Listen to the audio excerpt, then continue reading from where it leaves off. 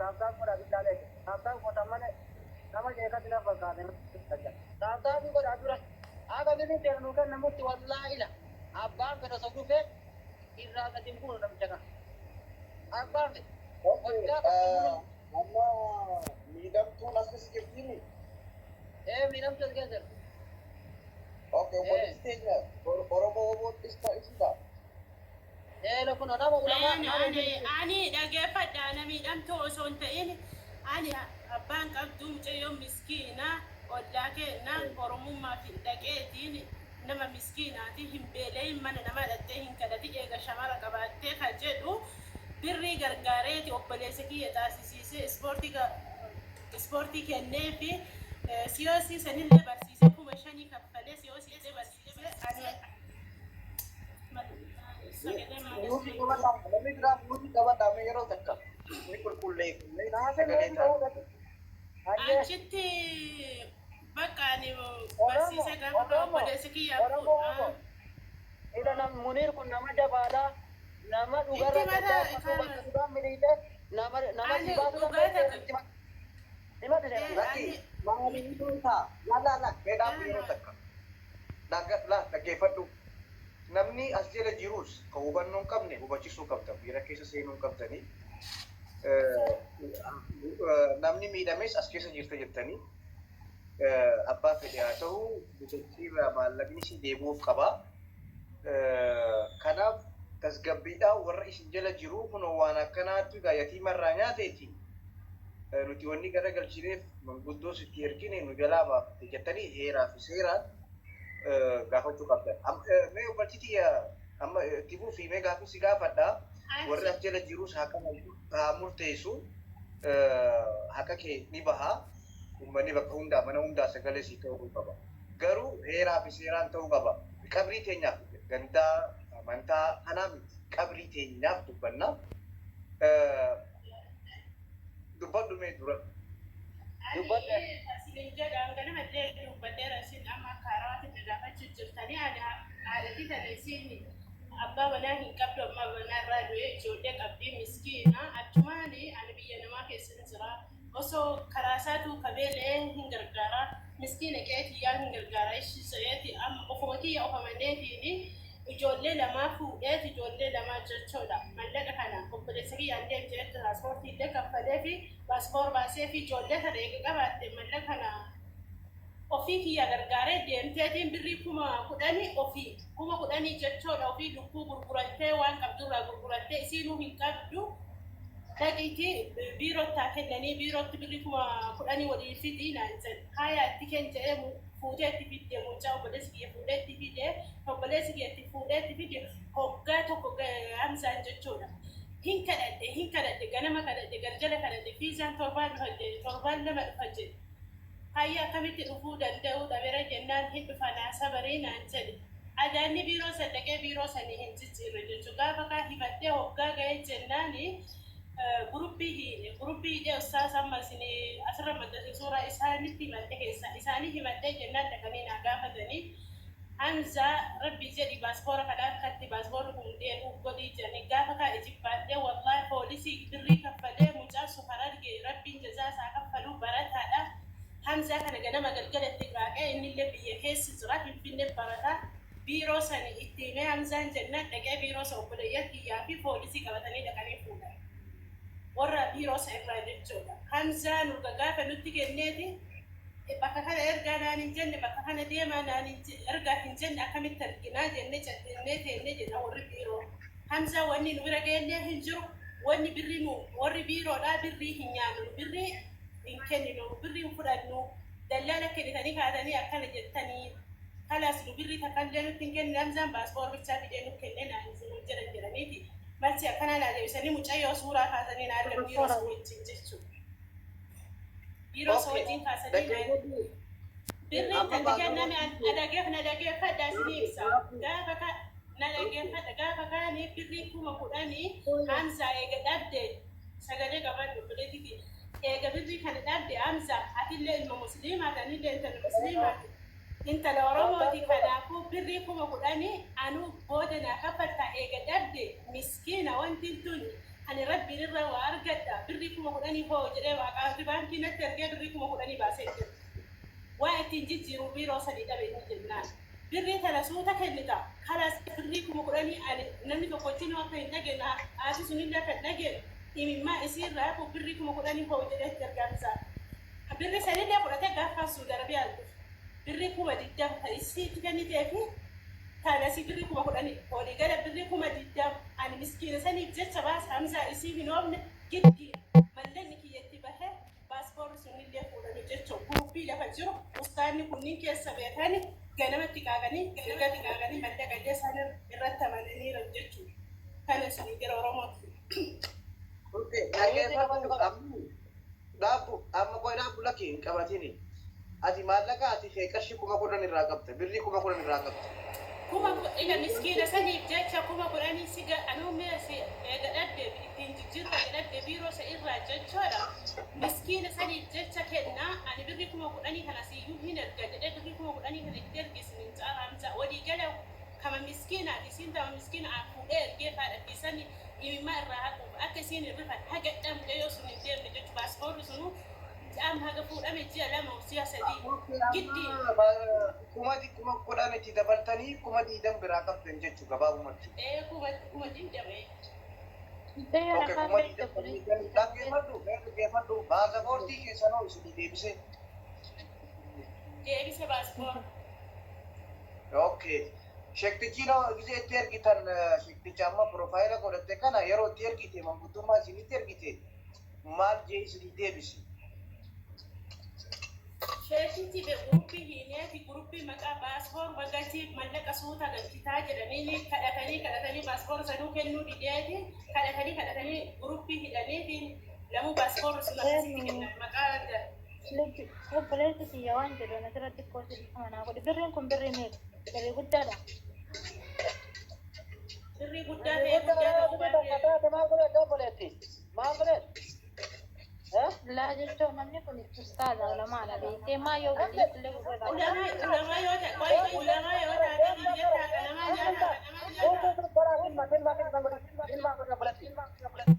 yoo hajjatee bira kara keessisan baanage dhaggeeffadhu mee dhabbi amma carraa tokko kenninaa fi ol deebisaa أنا وين براسين قابل وجلا إلى حق إنسان اللي فتو أستاذ مسين إسين يسباس كان قابل Nurri takka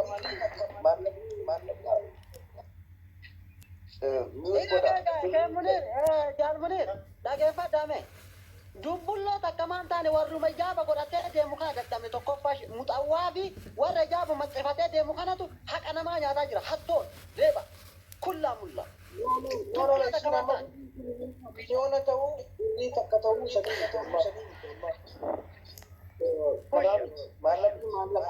walitti banaa jettan malee daal Munir dhaggeeffadha. Yoo walitti banaa jettan malee birrii takka maan taane irraa fuudhuu qabdan. Hatticha. Nifuna, amma nifuna, amma mangkut mana kabata. Menurut kau dah, kita salah kejauhan menurut kau di mana? Lagi. Menurut kau di mana Abdullah salah kan? Abdullah, gadi bos. Itu apa? Apa macam itu? Apa wani kau nu? Dubi tarini furada. Hamzani bilbilaf. I think Hamza Hashim jana fakata wanti sati. Abo birriga komadi dam muciyon en makan ke ubalesti ya.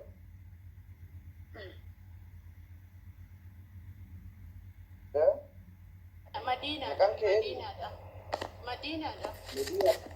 Itu baru dari adu warna ini komadi daman ke ini.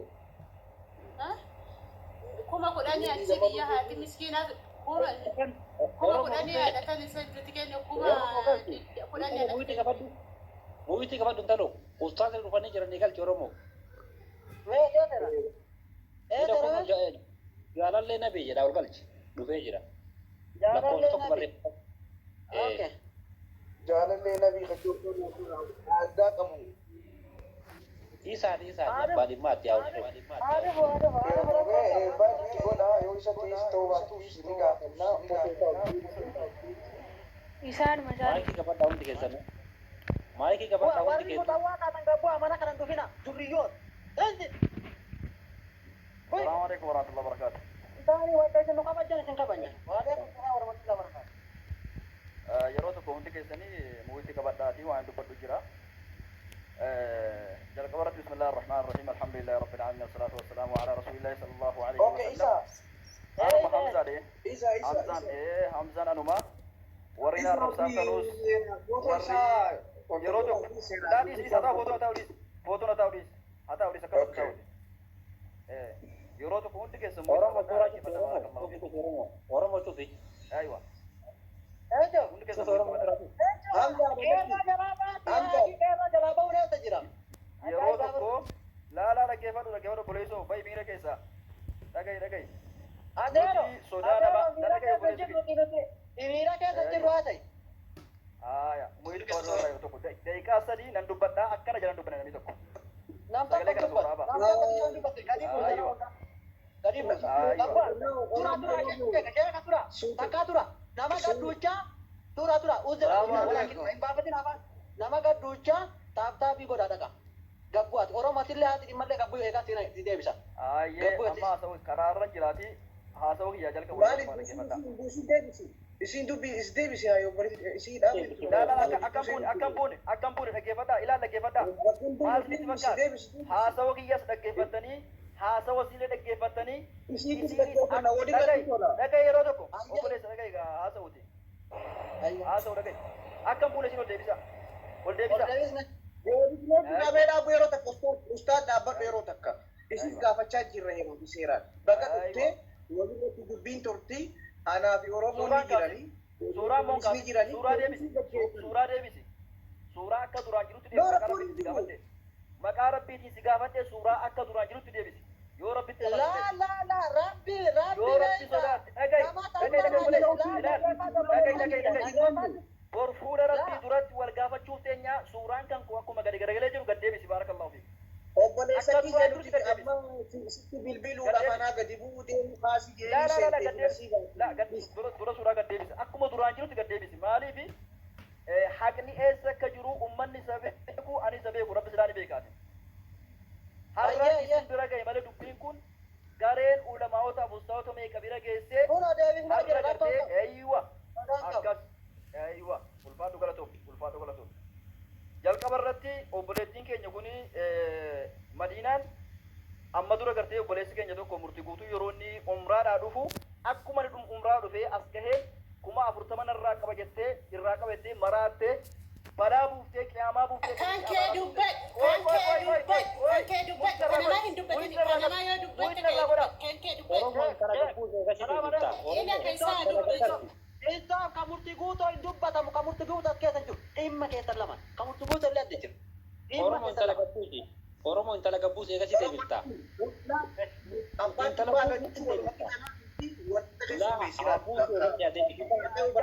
Jaan Munir amma ati goon wala dhageenu ka murtii guutoo birri murtii guutoo ka daa'imaan nyaate sun lafa jirti dhiisa asli harka jirti ka kanaa bichaasa ka kaa biraan dhagina.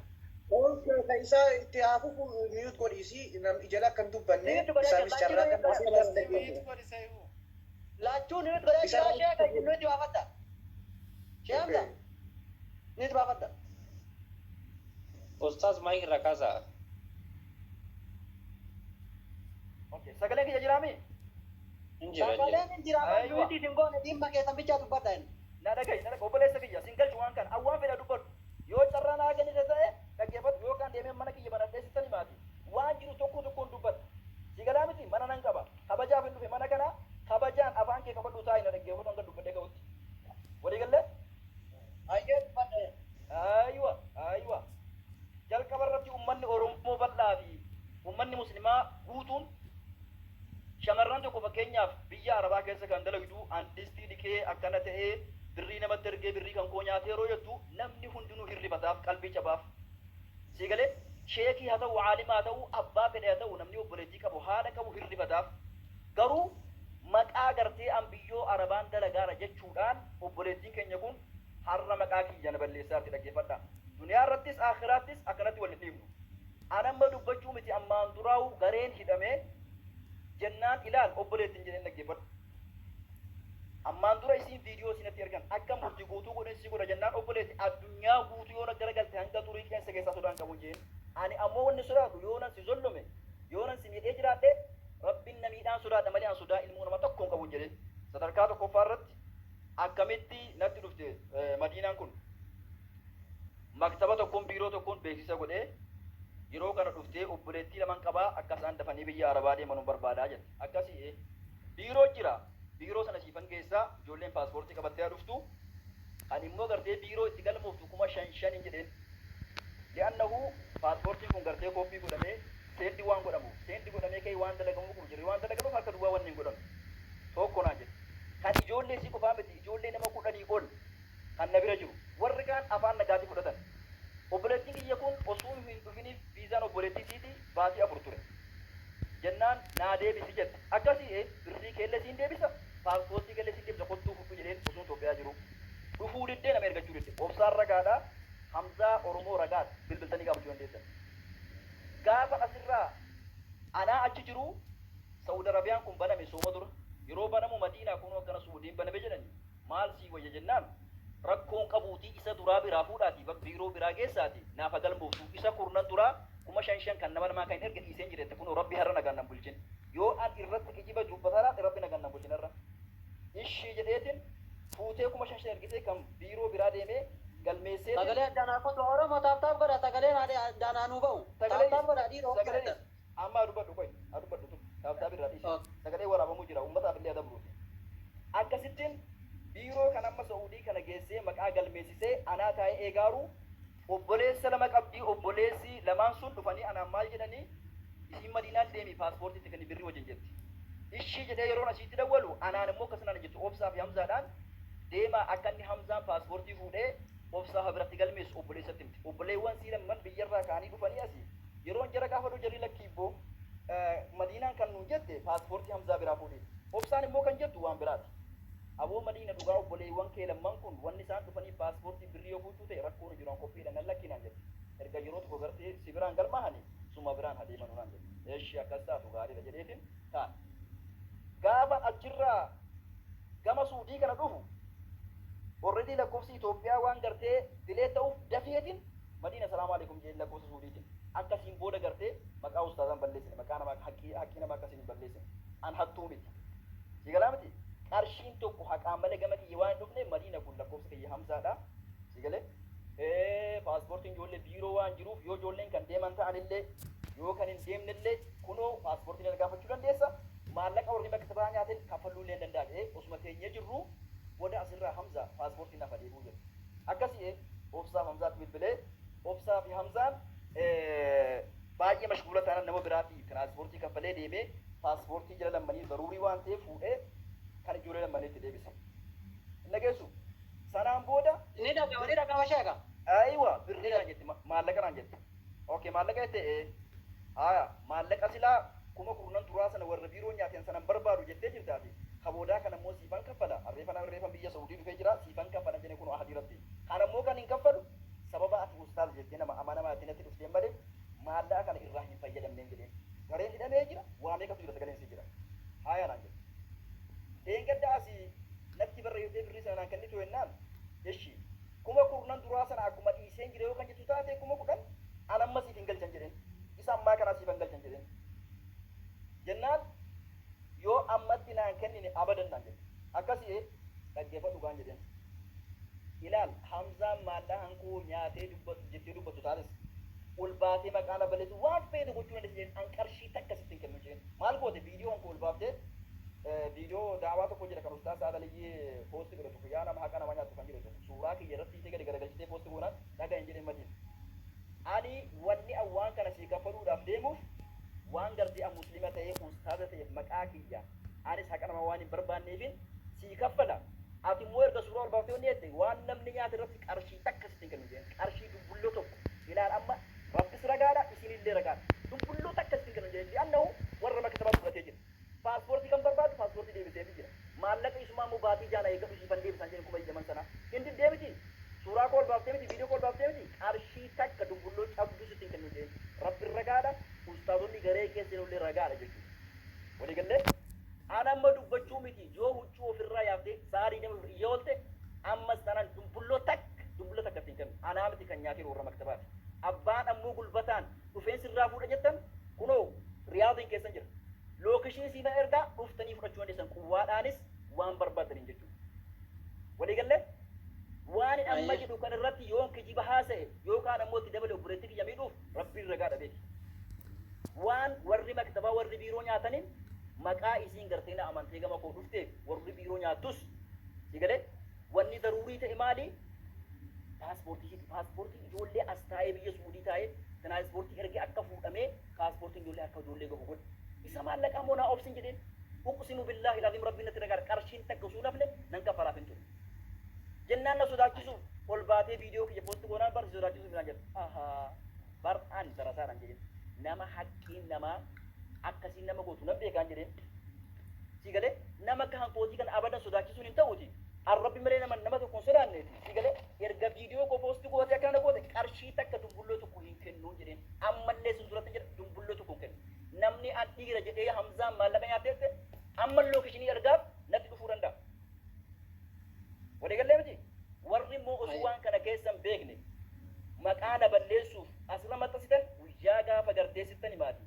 Rabbiin reetii duniyaa kana irratti kan gaafa hin qabne waraabdee waraannaan rabbiin kan gaafa qabdu gaafa irraa fuudhee kan gaafa hin qabnetti gaafa kaayee haqqii gaafa hin gaafa dhabee qaba. Ustaad dhaabuu yeroo takka miira keessaa bahee dhaabbadhu. Dhaabbadhu yeroo takka dhaabbadhu. Obboleettii deemee suuraa sirreessi isa inni miira keessa jiraati. Sirreessi suuraa ol deebisi obboleeyyan isiinii. Mee atis miira keessaa bahiiti. Obboleessa miira wanni jedhamu jiru dhagayi bar amma dhagayi wanni ilaal na dhagayi yeroo tokko dhagayi ilaal na dhagayi wanni daruurii ta'e obboleessa dhageeffatu koyi haa dubbadhu yeroo tokko wanni daruurii ta'e silaa ijoolleen biyya alaa deemuudhaaf paaspoortiidhaa miti paaspoortii akkan godhe paaspoortiin deebi'ee miti isa maallaqaa immoo isa warri maktabaa nyaate siifan kafala jedhee miti jedhee bar rabbiin natti ragaadha sodaa isiitiif osoo hin taane uqsimu billaahi sababa isii koy haa xumuru na jalan dubbatin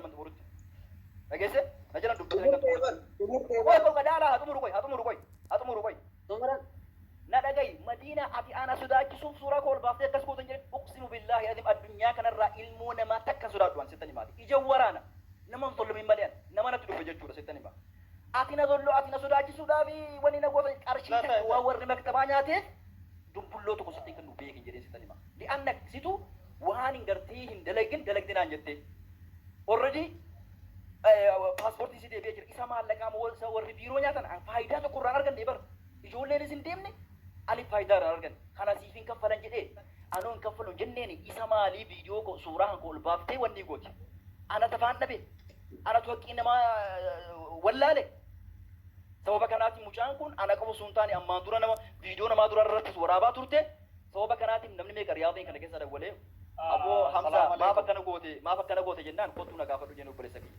ilaal isa maallaqa Asaba ummata Oromoo keessa jirtanii mee isinallee hin dhageenna sirnillee akkas miira keessaa ba'a. Sheekh Abdulaziz miira keessaa bayame. obboleessi Miira keessaa ba'a. abadan miira keessan gal awwanni miira keessan gal dhaggeeffatu Oromoo dhaggeeffatu tokko hin dhagaye fiigan wanni si obsu dhaggeeffatu boo rabbi sinaa fituuti dhaggeeffatu Hamzaan dhuguma maallaqa mucaa kana nyaateera jechuu sun beekin achi as baatee natti haasoftee miti iyyaan daandish tokkoon kan kee warra rabbi biratti wal gaafanna jechuudha sittani maati siigalee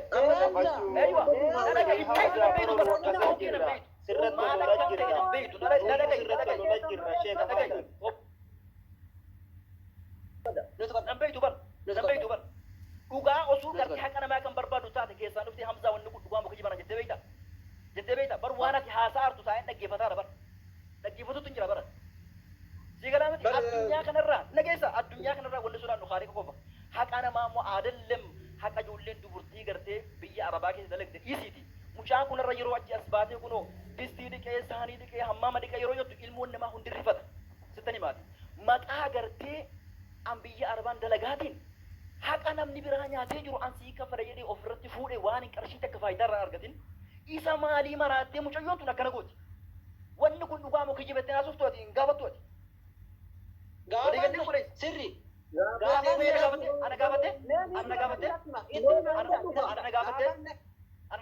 Sheemunii dhiitaa dha. Sheemda okay tura. Okay shi yeroo takka dhaabbadhu mee anaatu dubbadha yeroo takka. Ol seeneetiin ustaad ol seeneetiin footoos ol deebisa. Footoo isaatti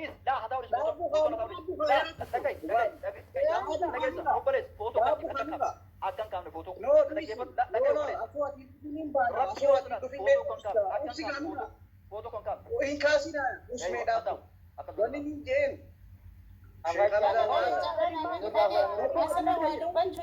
wala dhageenyummaa ana keessaan dubbisa yoo ta'es irraa kafallaati rakkoon hin jiru walumaa jirtu ati dhufte maal irraa kafalta amsaan dadhabee maal irraa kafalta isa maal irraa kafalta dhaggeeffatu mucayyootu bar haraaraa ol baatee nama haasa'uu qabdi bara kuma murtii guutuu godhe garagalchitee birrii kuma 40 irraan qaba jette gurbaan kuma jaadha jees beeka sii qaanyeessi mucayyoon haraaraa qabdi bar haraaraa achi ol baatee haasa'uu qabdi malee dhagayu godhesi dhagayu inna keessa sii gaafachuu keessatti